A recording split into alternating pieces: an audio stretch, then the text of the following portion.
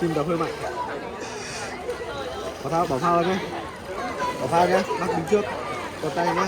Ok, bỏ phao ra. Thân bỏ phao ra. Rồi rồi rồi.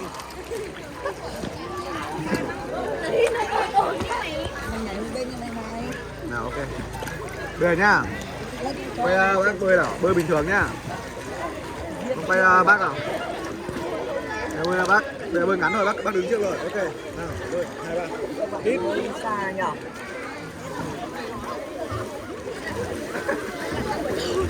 Quạt tay để lên nào, quạt tay lên. Quạt tay được.